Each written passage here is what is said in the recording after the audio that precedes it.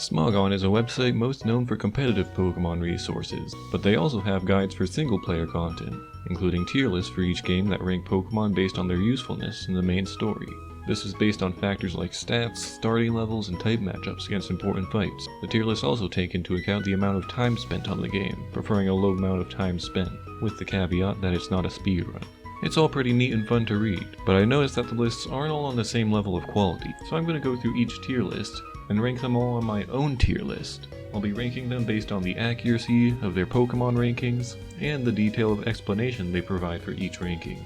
So let's start off simple. Pokemon Red, Blue, and Yellow in-game tier list. This list is made by several people, and this is a good one to start off with because this is an example of what a good tier list looks like. So since this is the first tier list, I should explain all the factors that go into ranking each Pokemon. Availability. That's a measure of how far into the game you get a Pokemon.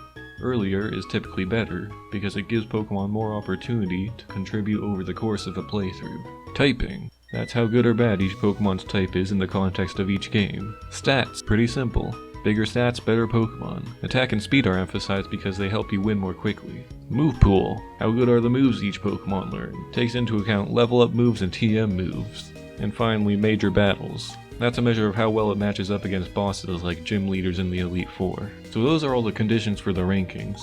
This tier list also mentions that every Pokemon was tested, which is important because it's possible for a Pokemon to be weaker or stronger in practice than it is in theory. So skimming over this S tier, we have some obvious strong Pokemon like Abra and Clefairy, but there are also Pokemon like Drowsy, Jinx, and Mr. Mime. So with this we can see the advantage of testing. These were the kind of Pokemon that would be overlooked if you didn't actually test them. But because the authors tested every Pokemon in this tier list, they know that these Pokemon are actually pretty good. The descriptions for this list are pretty detailed too. For the availability, it tells you exactly where you can catch it. For the typing, it tells you how its type affects every matchup. It tells you how its stats affect its gameplay. For the move pool, it lists all the moves you'll want to use over the course of the game, even temporary ones like Water Gun and Bubble Beam. For the major battles section, it explains to you how Nidoran is able to beat every gym leader. And for the additional comments section, it gives you some extra advice. So this tier list has very good descriptions. So now we're in A tier, and at the top of each tier it defines the conditions that each Pokemon has to meet to get into this tier. Which is good because if that wasn't there you would just have to guess what each tier means. But this way it defines exactly what it means for a Pokemon to be ranked as an A tier. So for this ghastly ranking, you can see one of the challenges that these tier lists deal with, which is trait evolutions. Pokemon that evolve by trading are usually pretty powerful in their final forms, but not everyone has access to those because not everyone is able to trade them. So you also have to take into account when you're ranking these Pokemon that people might be using the slightly worse versions of them. The simple and best way to deal with this is to just rank the different stages separately. So for example, ranking Haunter and Gengar in different tiers. But a combined ranking can work well too if you have a good description that explains the difference between the two different stages, which is something that this tier list has. So B tier has Bulbasaur and Charmander in it. Putting a Pokemon in B tier is not bad by any means, but it's not where you put your favorite Pokemon. So that's the advantage of having distinct conditions for each tier, is that it doesn't let any favoritism get in the way. It goes the other way too. Jigglypuff is here in B tier too, and this is a Pokemon that most people would rank really low because they just look at it as a worse version of Clefairy. But having these well-defined conditions for each tier helps you look past that comparison and rank it accurately. One of the nice details about this list is that it ranks Pokemon separately between games. For example, right here specifies that this Squirtle in B tier is a ranking of how well it does in Pokemon Yellow. Squirtle in Pokemon Red and Blue was in A tier. And that can be an important detail to have because a lot of the time they do perform differently between different games. It's not just well-known Pokemon like the starters either. We can see that the ranking for Farfetch'd here is for Red and Blue version, and the Yellow version of Farfetch'd is ranked somewhere else. So right here we can see that Tauros is in C tier even though it's super strong. And that's because one of the quirks of these tier lists, like I said, is that they take into account the amount of time spent on the game. So even though Tauros is super strong, its ranking gets reduced because it takes a long time to catch it. So that was a really good tier list. It had good rankings, very detailed descriptions. There was no kind of bias or assumptions in the tier list. It was very objective. And that's good because this is not an opinion tier list. And it even ranks Pokemon separately if they're different between games. So that's a really good tier list. It gets to be an A tier. So now let's check out the tier list for the remakes of Gen 1, FireRed and LeafGreen. And this tier list is only made by one person, a user called Jubilee. So there are a few bad signs in this tier list right away. This is the entire introduction for the tier list, and it doesn't mention anything about testing, which is important because testing makes the difference between a good tier list and a bad tier list. But you know what, maybe they didn't do any testing, but they just did a bunch of research instead. So let's see if it's accurate anyway. So all the rankings in this high tier look alright. I can't argue with any of these Pokemon being good Pokemon. But with this high tier, we can see one of the problems with not having enough tiers. There are just a lot of Pokemon in this tier. So if I want to make a team using only the absolute strongest Pokemon in the game, I'm not going to know what to pick because there are so many Pokemon in this high tier. You know, this tier list would work better if there was a top tier above high tier, but it's not a big deal, that's just a small thing. One really obvious thing here comparing this tier list to the Gen 1 tier list is that the descriptions are a lot less detailed. All these top 3 categories, availability, stats, and move pool, are really general, and all the real details in the additional comments section. These short descriptions can be fine, but sometimes they're pretty bad. Like for Jinx here, tells you which stats are good, which moves to use with it, what its typing means for it, how to get it. And then for Hitmonlee, right above Jinx, it just says it has a high attack stat, learns useful moves upon level up and through TM. So there can be a big difference in detail between Pokemon in this format for descriptions. So now going through middle tier, the rankings are still pretty good, the descriptions are hit or miss. But then we get to low tier here. Right away, there's a big problem with this low tier. Looking at this scroll bar, low tier and below makes up about half of the tier list. So through this, Jubilee is claiming that most of the Pokemon in the game are bad, which I have to disagree with, because Pokemon's usually made pretty easy. It's made for you to be able to win with whatever Pokemon you want. Of course, this might be justifiable if they put in a description for what each tier means, but there's nothing to be found here. But in general, low tier is where this tier list starts to get pretty bad. First of all, we can see a lot of Pokemon that are just poorly ranked, like Flareon, Jigglypuff, Magikarp, Psyduck, Rattata, Vulpix. These are all Pokemon that I would say belong in mid tier. So before, the descriptions were short on detail, but they were at least correct in what they did say. But starting in low tier, that's not the case anymore. There are a lot of Pokemon that are said to have a shallow move pool, because they can't learn a large amount of good moves. But the thing is, you only really need one good move in Pokemon, and then everything else just kind of falls into place. And that assessment is often just incorrect too. For example, for Caterpie it says its move pool is very shallow, even though the best thing about Butterfree is that its moves are very good. For Psyduck it says doesn't learn any useful moves, even though it can learn Surf, Ice Beam, Blizzard, Brick Break, Calm Mind, but no, apparently none of those are useful moves. And now for bottom tier, reserved for the worst of the worst Pokemon. So in this tier the rankings go back to being pretty good mostly, except for one, and that's Ghastly. Now this is the ranking that made me realize that some of these tier lists are pretty bad. Let's read the description for it. Both of its stabs are physical, which is unfortunate since its attack stat is much lower than its special attack stat. It also needs to be traded to fully evolve. Now the thing about Gengar, or even Haunter, is that its special attack is so high that it doesn't even need stab. You can learn TMs for Thunderbolt, Psychic, and Giga Drain, which makes for some pretty sweet coverage. But the author just didn't do their research, they just looked at its typing and said bottom tier. And that describes a lot of this tier list, is that it's just poorly researched. So everything about this tier list is hit or miss, both the rankings and the descriptions. This is basically a worse version of the Gen 1 tier list. It's pretty bad, but we're gonna see a lot worse. This list goes in C tier. So next up we have a tier list for the other Gen 3 game, Ruby, Sapphire, and Emerald. This is another list by one person, a user called FireRed, and the description again contains no mention of testing every Pokemon, which is not a good sign. So as usual, high tier looks pretty good. You've got classic high tier Abra. We have the box legendaries in high tier for this game. You can't catch them until really late in the game, but that's outweighed by being able to sweep the entire rest of the game once you catch them. So there are some definite strong Pokemon here. But this is also the first high tier with some duds in it. Lotad is in high tier, even though it has a pretty big moveset problem. So is Whismur, even though it's got a slight stat problem. So this tier list also makes a weird decision to rank certain Pokemon high based on being good HM slaves. Tentacool, Tropius, and Zigzagoon are all in high tier, and the reason given is that they're good HM slaves. So this is a pretty bad measurement to put Pokemon in high tier based on, because learning HMs isn't a unique and valuable trait. Any Pokemon can learn HMs. It would be much more useful to rank these Pokemon based on their battle ability. Tell me about how well Tropius does against the gym leaders, instead of how well it does cutting down trees. HM slaves exist completely outside of these tier list conditions for ranking Pokemon. You should be describing to me how well Tropius does in battle, and then maybe add a note, that's a good HM Pokemon.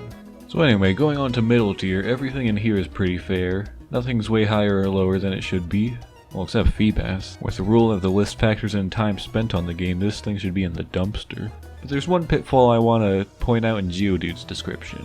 Useful early game, but has too many weaknesses and is slow. This is a bad description because how many bad matchups a Pokemon has is much less important than how many good matchups it has, because you're only going to be using it in the good matchups. And that said, Geodude has a lot of good matchups, so focusing on a Pokemon's weaknesses is a bad way of judging it. So now venturing into low tier, this is where the last tier list got pretty bad, and this one's much the same. First of all, there are a lot of Pokemon that have been pretty underrated here. Absol, Aeron, Grimer, Gulpin, Coughing, Pikachu, Zubat. Let's look at some descriptions to see what went wrong. Absol, it's frail, comes late, and lacks a good stab move. First of all, frail doesn't matter, because Absol's main goal is to kill things fast with its high attack. Comes late doesn't matter for it either, because it still comes in time for its good matchups against the Psychic and Ghost specialists. Finally, lacks a good stab move. Where Absol is missing a physical dark move, it can instead use physical Shadow Ball. Now physical Shadow Ball is a bit weaker than if Absol had a physical stab move. But once you're stacking up sword stances on top of its already huge attack, you'll start to realize that it doesn't matter. So next, let's look at these 3 poison types that got underrated. Start with Grimer. Poison is a very bad attacking type offensively. It is also slow and requires TMs to have a varied moveset. Let's look at Gulpin. Poison is a very bad attacking type offensively. It is also slow and requires TMs to have a varied moveset. So how about that Coughing? Poison is a very bad attacking type offensively. It is also slow and requires TMs to have a varied moveset. So this is definitely a case of some laziness. They copied the same description for all 3 poison types, even though they do play differently from each other. And also, that copied description isn't even good. So first of all, Poison is a very bad attacking type offensively. That is incorrect for this game, because in this game you can get the TM for the very strong Sludge Bomb. In the next part, it requires TMs to have a varied moveset. This is not something to dock points over. Learning TMs is good for a Pokemon. It expands your moveset, and you can learn them at any level. I think all 3 of these Pokemon belong in middle tier. Poison types do pretty well for themselves in this game. So the previous list had a bad low tier, but I at least got most of the bottom tier right. But this is the first list where I disagree with a large portion of the bottom tier. So first of all, 2 Pokemon that absolutely do not belong here are Nincada and Seviper. For Seviper, we've established that poison types are actually pretty good in this game, and on top of that, Seviper is one of the better picks for a poison type. And then Nincada definitely doesn't belong in bottom tier, because Shedinja automatically beats anything that can't damage it. And then the final problem here, a lot of these descriptions saying how bad the Pokemon are super exaggerated. Words cannot begin to describe how horrible this Pokemon is. Its stats are absolutely horrible. It has terrible stats and a terrible move pool. Its level up move pool is positively horrendous. Its stats are nigh unusable. All this hyperbole is just bad form. This is a factual tier list, so now the time has come to rank this tier list. So the rankings in this list are sometimes good, usually bad. The descriptions are very lazy, and often just incorrect. This list was noticeably worse than the last one, so it belongs in D tier. It was pretty bad, but there's still one list we're gonna see that's worse. And now we get to the Pokemon Platinum tier list. Oh man, this one. We've got Jubilee coming back from the FireRed and LeafGreen list. So let's see how they do this time. There's also technically a separate list for Diamond and Pearl, but everything's just copied and pasted. So we're just gonna go through the larger tier list. So as usual, high tier doesn't have many stinkers in it. It's pretty hard to mess up identifying obvious good Pokemon, and the descriptions don't leave too much to complain about either. The information is definitely basic, but still plenty useful, except for one ranking. So as you can see, Bidoof is here, and it looks like we're doing the thing again, where we rank Pokemon well based on learning HMs. We've already been over why this is a bad way of ranking Pokemon. Guys, if you want to rank Pokemon based on their HM utility, make a tier list for that. And the other thing I want to point out in high tier is that Scyther happens to be here. In its description, there's no mention of Scizor, and that's not because Scizor is ranked somewhere else, it's because Scizor is completely ignored. And that's a poor decision because the trait evolutions are a part of the game. Sure, they're difficult to rank, but you can't just ignore them. So now we're in middle tier, and as usual, everything in middle tier deserves to be in middle tier, however it's very undersized. There are actually less Pokemon in middle tier than there were in high tier. And looking at where the scroll bar is on the page when we get to low tier, we can see that it makes up an even larger portion of the list than in FireRed and LeafGreen. So Jubilee is again claiming that the vast majority of the Pokemon in this game are bad and not worth using. So now let's go through this low tier. So if you want to see the underrated Pokemon in this tier, just look anywhere on the screen. I trust I don't need to explain why Magnemite is a pretty good choice for your team. The common theme in the descriptions for this low tier is saying that every Pokemon has either bad stats or a shallow move pool. Let's take count. Has below average stats and a shallow move pool. Has poor offensive stats as a pre-evolution and has a shallow move pool outside of grass type attacks. Has below average offensive stats. Has below average offensive stats, a shallow move pool, and is available late in the game. Has a shallow move pool and is only available one day of the week. Has a shallow move pool and below average offensive stats. Has a shallow move pool outside of ice type attacks. Needs the Razor Fang item to fully evolve and has a shallow move pool. Has below average offensive stats and a shallow move pool. Available too late in the game and has a shallow move pool outside of electric type attacks. Has below average stats and a shallow move pool. Despite having excellent defensive stats, its offensive stats are quite poor. Has below average offensive stats and a shallow move pool, but learns 3 useful HM. Has below average offensive stats and a shallow move pool. Has poor offensive stats and a shallow move pool. So you know what I've got to say to that is that your descriptions are shallow. And that's all of low tier. But we still have this enormous bottom tier to go through. And the bottom tier is where this list gets aggressively awful. And sure, there are some Pokemon here that are genuinely just bad picks for your team, but you know a broken clock is right twice a day. But there are also some very good Pokemon that have been placed in bottom tier for the pettiest reasons. For Espeon here it says it's too time consuming to evolve Eevee into it, and it has a shallow move pool outside of psychic type attacks. Now this argument that it's too time consuming to evolve Eevee into it isn't valid, because unlike something like Feebas here, where you've got to actively devote time to evolving it, Eevee's progress towards evolving into Espeon is totally passive. Just by keeping it in your party, it will slowly gain its friendship stat, so it doesn't actually cost you any extra time to evolve your Eevee into Espeon. Flareon, Leafeon, and Umbreon are all here too, despite all being good Pokemon, so it looks like all the evolutions the author has it out for just got dumped here. All of the Pokemon in this bottom tier are good Pokemon that are apparently available too late in the game. And this would be a good moment to point out that catching a Pokemon late isn't automatically bad for it, as long as they don't miss out on too many good matchups. For example, you catch Magmar immediately before the best part of the game to have a fire Pokemon. And to more directly criticize the tier list, one of the big problems with it is that its definition of late availability contains most of the game. The earliest available Pokemon to be listed with late availability is Porygon, which you can get just before the 4th gym. This is bad because it automatically disqualifies a lot of Pokemon from being ranked well on this list, and also because it only actually affects the rankings whenever the author feels like it. For example, Frostlass was in mid-tier, but its description doesn't so much as mention that you catch it super late in the game, so the availability in this tier list is effectively just a way to put favoritism into it. So where do we put this on the tier list? Obviously this list sucks, but exactly how much does it suck? Well, let's see, the bottom tier is super oversized, most of the game is categorized as too late to catch new Pokemon, but also there are exceptions whenever the author feels like it, and the majority of Pokemon are ranked wrong. Comparing it to the Ruby, Sapphire, and Emerald list, that tier list was wrong in an innocent way, whereas this tier list is wrong and in your face about it. Putting it that way, it's pretty clear that this is the worst tier list we've seen, and no one likes E tier, turn that into F. Thankfully, we aren't going to see any more tier lists from this Jubilee character. So now that we're done with all those bad tier lists, here comes our savior, Pokemon HeartGold and SoulSilver tier list. This is one made by multiple people, including some of the same people from the Gen 1 tier list. And we're finally back to another tier list that says all the Pokemon were tested, so that's a good sign. And I should clarify before we start that this tier list only counts for Johto. The highest tier in this list is S tier, which has only 2 Pokemon in it, which I really like, because that tells you exactly what the 2 best Pokemon in the game are, without any doubt. If there are any 2 Pokemon to use in this game, they're Alakazam and Gyarados. We're also back to having a very detailed description for every Pokemon, which are even better than the Gen 1 tier lists, because they cover all the new mechanics that have been added since Gen 1. The availability section tells you exactly where you can get each Pokemon. The typing tells you what each Pokemon types does for it. The stats section describes how its stats are distributed. The move pool tells you exactly what moves you want to use throughout the game, both level up moves and TMs. The major battles has an upgrade and is now basically a walkthrough for every challenging gym leader. And additional comments is back to being additional comments instead of the entire description. And it gives you this level of detail for every Pokemon. So these descriptions are a big upgrade from what we've seen up to this point. Going down to A tier, we now have a description for every tier again, and these are very nice because they define the exact requirements for each Pokemon to be in the tier. In this A tier, there are a lot of Pokemon that have trade in their names, like Gengar, Machamp, and Onix. And that's because in this tier list, the different stages of trait evolutions are ranked separately, which is very handy for players that either do or don't have access to evolve these Pokemon.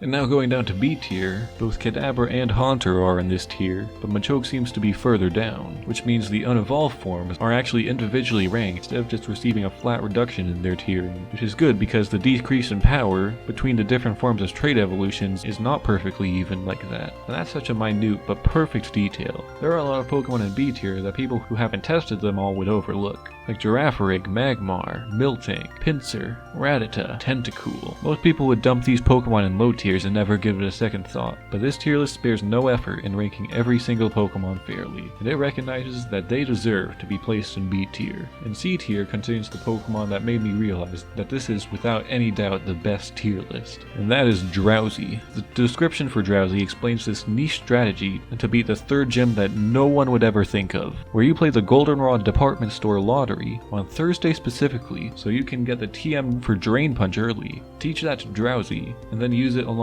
Meditate to set up and sweep Whitney. So the testers for this tier list did not just use every Pokemon, they used every Pokemon to its absolute fullest potential, which is just incredible considering how many Pokemon are in the game. This tier list descriptions make the excellent decision to focus on what every Pokemon can do rather than what it can't do, even for the absolute bottom tier, and it tells you exactly how to make the best possible use of even the worst Pokemon for all the people out there who are insane enough to use them. So now it's time to rank this list. This tier list ranks every Pokemon with impeccable accuracy and provides all the information you could possibly want to know about them, even for low tier Pokemon that most people wouldn't put in the effort for. There's nothing to be said about this tier list that I haven't already gushed about. This is obviously the best tier list, S tier. And now we have another tier list that was thoroughly tested and has many tiers. It's another tier list made by multiple people, including some from the HeartGold and SoulSilver tier list. And looking at it, it has the exact same great format as the HeartGold and SoulSilver tier list. And in fact, because it's of such excellent quality and so similar to the last tier list, in the interest of not repeating myself, I'm just going to go ahead and rank it right now. This is another banger S tier list. If you want to look at it more closely yourself, all the tier lists are in the description. Now these two top tier lists, they make it obvious that testing every single Pokemon is the best way to make an S tier list. Much like how the obvious best way to become an S tier viewer is by subscribing. The difference is that subscribing is a lot easier than playing Pokemon 40 times, because all you have to do is click one button. And that's the end of the tier list for the main series Pokemon games. But if you've taken a peek at what we still have left to rank, you can see that there are two bonus tier lists. So first, the Pokemon Colosseum tier list. This list is by Fireburn from the Ruby, Sapphire, and Emerald list, and someone else called Oglemmy. And for anyone unfamiliar with Pokemon Colosseum, the most important thing to know for this tier list is that you only fight double battles in this game, which obviously changes the gameplay a lot in ways that I will specify whenever they come up. Now let's look at this high tier. Most of the Pokemon here look like pretty appropriate high tiers, and it's not super oversized either, though this high tier does show us one of the problems with not having enough tiers. The description for Croconaw here says that it's worse than Suicune. But that comparison is not reflecting in the tiering, because it's in the same tier as Suicune. So that's one of the problems with not having enough tiers laid bare, is that you have situations like that. Though I'd say this doesn't actually have to be a problem, because as I've said, the game's all doubles, and by Gen 3 doubles rules, Surf does only 50% damage to each target, and you also don't have access to Waterfall in this game to get around that. So water types, though not terrible, are a lot worse than usual. So I think Croconaw could be moved down to middle tier, and then everything would be fine. But anyway, going down to middle tier, everything down here looks fine as usual. Heracross is kind of a weird pick, but sure, whatever. But mid tier contains one of the problems that this tier list has here and there, in that it gets caught up on comparing Pokemon to each other. For Heracross and Hitmontop, it says that they're worse than Hariyama and Medicham. For Mantine, it says that it's worse than Croconaw and Suicune. Now comparing Pokemon to each other like this is bad, because with short descriptions like these, that's the only detail you get to mention. Then you don't get to say anything about that Pokemon individually. And it's also a slippery slope in terms of tiering, because it can very easily lead to ranking a Pokemon lower than it deserves, just because it's worse than another similar Pokemon. The better way to do this would be to tell me what sets apart every Pokemon from its competition, rather than just saying that it's worse. For example, Hitmontop has Intimidate, which can set it apart from Hariyama and Medicham. So now let's look at low tier. For a lot of these Pokemon, it simply says that they come too late in the game to be useful. And for some of them, that's actually true, because you catch them during what is basically the Elite Four of Pokemon Colosseum. Now the problem with that is that it also says the same thing for Pokemon that are caught in the late game but you can technically use. But that's in the same tier as Pokemon that are literally too late to use. The best solution would be to put all these Pokemon that are too late to use regardless of your preferences in a separate untiered section, so they aren't mixed in with the Pokemon you're actually ranking. But other than that, I'd say all the rankings for the rest of the list are fairly accurate.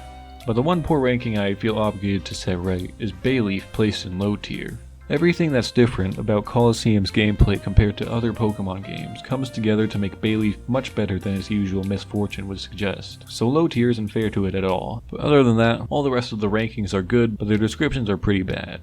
So this tier list is a lot like the FireRed and LeafGreen list, where the rankings are mostly correct, but the descriptions leave a lot to be desired. And that hurts more in Pokemon Colosseum than in other games, since it's all double battles, making the strategies more complicated and less self-explanatory. So this is a pretty poor list, but it's better than Fireburn's previous endeavor, and for that it goes in C tier.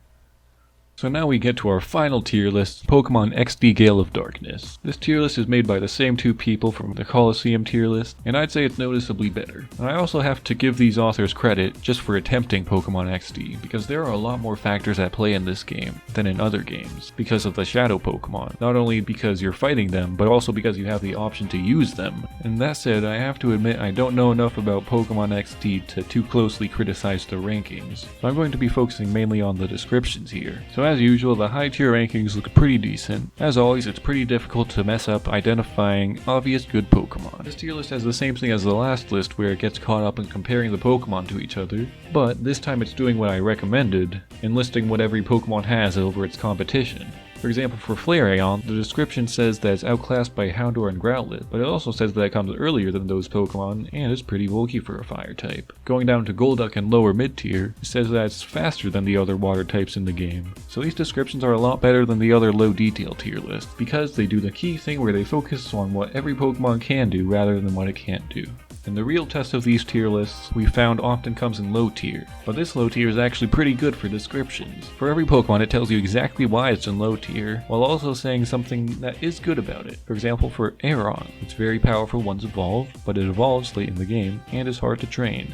Mr. Mime, it's strong but super frail defensively. It also comes too late in the game to be more useful than Espeon and Gardevoir, a bit lower on detail, but still fair. Poliwrath comes very late and is outclassed as both a water and fighting type, but it is bulky, which could make it a useful meat shield for the last battles. So for all these low tier Pokemon, it tells you why it's low tier, and then goes on to list something that makes it at least usable. So that's very good. And finally, unlike the Colosseum tier list, this tier list has an untiered section for all the Pokemon you catch during the final boss. So where does this final tier list go on my tier list? Well, I can't criticize the actual placements of each Pokemon, but the descriptions are pretty good. This list is pretty messy, but it manages to get B tier. And that's every tier list ranked. There are more lists on the Smogon forums, but what I ranked are all the lists that are officially highlighted as in-game guides, and also have some slight presentation to them, as opposed to literally being lists. And you know, all these tier lists rank the most efficient Pokemon for the most powerful gamers to use, but really, you should just aim to have fun when you play. The most fun I have in this game is when I'm getting the most out of weak Pokemon. That said, if you want to look at the full lists yourself, they're all in the description, and tell me any neat things you notice about them in the comments. And subscribe for more ranking videos.